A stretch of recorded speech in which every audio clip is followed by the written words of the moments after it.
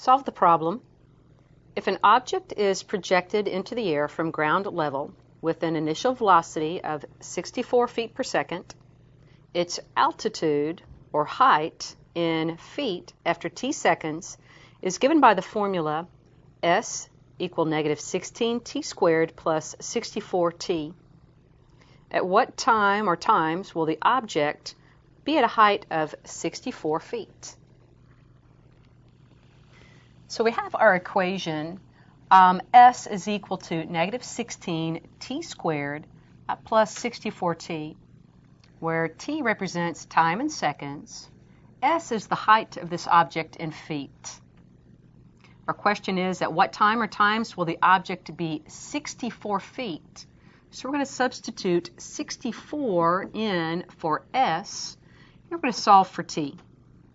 So 64 is equal to negative 16t squared plus 64t.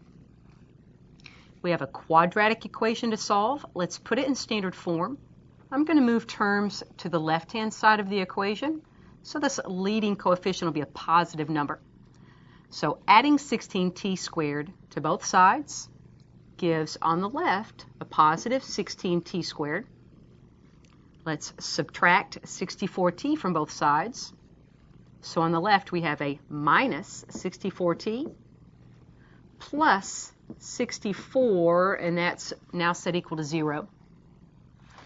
Our quadratic equation is in standard form, but let's clean this up a little bit. Our coefficients all have a common factor of 16. So I'm going to divide both sides by 16. So on the left, each term divided by 16 gives t squared minus 4t plus 4 is equal to 0.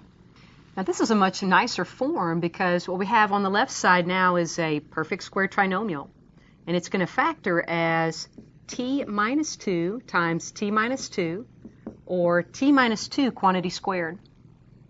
Using our zero factor property, either t minus 2 or t minus 2 is equal to 0, but we only have to write that once. We've got a repeated factor. T minus 2 is equal to 0, so t is equal to 2. Remember that t represented a time in seconds. And so just to summarize here, we would say then that this object is going to reach a height of 64 feet after a time amount of 2 seconds.